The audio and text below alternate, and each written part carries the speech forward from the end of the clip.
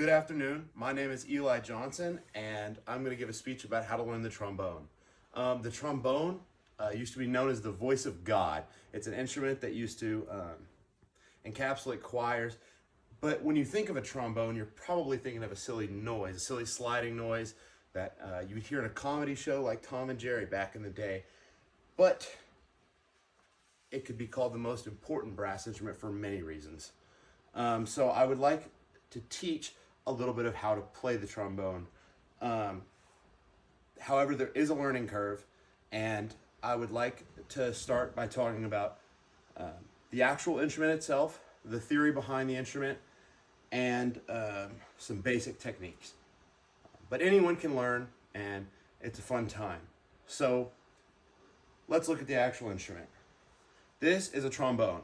The trombone comes into several parts. We'll start with the slide. The first part is the inner slide. This right here is the inner slide. The inner slide is this steel part right here. It's the most fragile part of the instrument, but it's also the most important because when you're blowing into it, that's where stuff is vibrating. Therefore, let me put this back in here. Therefore, it's very important to keep safe with what we call the outer slide. The outer slide is also equally as important part of the slide that mostly is there to protect, but also allows you to change the pitch by lengthening the instrument. Avid would say that a longer instrument would create a lower tone. And then that leads us to the bell. The bell here is like a speaker. When you think of your JBL speaker, this is very similar. It broadcasts out the sound and the tone of the instrument. And so, last but definitely not least, the most important part of the instrument itself is the mouthpiece. The mouthpiece is where your vibration is coming from and also is where your sound is coming from. Without the mouthpiece, there is no instrument.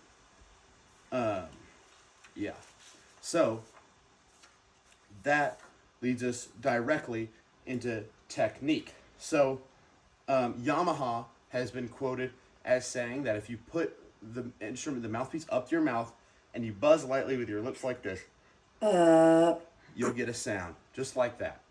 That vibration is exactly what creates this tone in the instrument. Joseph Alessi, one of the greatest trombone players to ever walk the planet, in my opinion, has been quoted as saying that these fundamentals of the mouthpiece are so important to trombone that if you don't learn them, you're going to fail as a player. So it's important that you learn how to buzz into the mouthpiece and create a tone with your mouthpiece. So the first step, naturally, is the buzz in the mouthpiece. And I would also suggest practicing breathing in and out in front of the mouthpiece, because you notice there's a different breathing pattern. You have to breathe from the corners of your mouth, sort of. The second step is by understanding your slide. You'll start by putting your mouthpiece into this slot of your slide, the shorter one, and with your left hand, you'll form an L shape, as well as a pinky, and you'll place it under the bracket.